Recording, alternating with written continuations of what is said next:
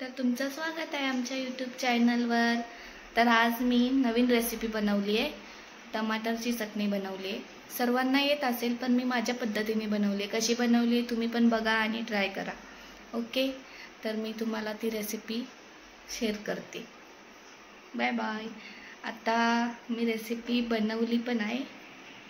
तर फ्रेंड्स, आता घेतले कढई, त्याच्यात टाकलाय तेल आणि इथे 3-4 टमाटर कापून घेतलेत। इथे 2 कांदे, इथे लसूण आणि मसाला हळद। तर याच्यात आपण आता जिरा टाकून घेऊ,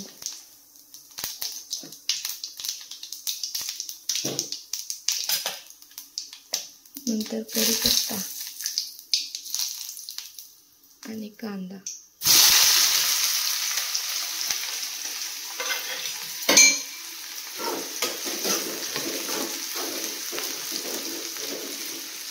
कांद्याला शिजवून घ्यायचं। कशा प्रकारे माझा कांदा एकदम बारीक कापलाय मी आणि तो लाल करून घ्यायचा आहे।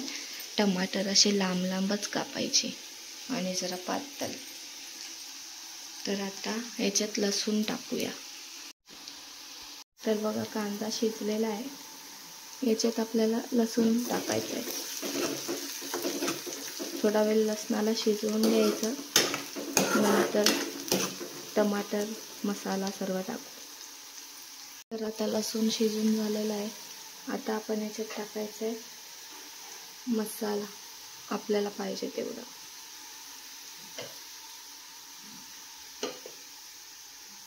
मी इथे 1.5 चम्मच मसाला, अर्ध्याशी पण कमी हळद आणि थोडा मीठ टाकते, नंतर टाकायचं आहे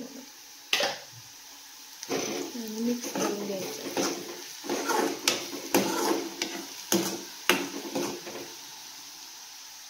मिक्स करून झाल्यावर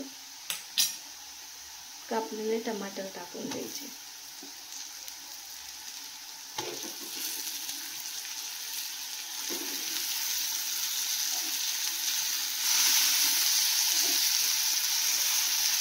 आणि त्यांना पण मिक्स करून द्यायचं।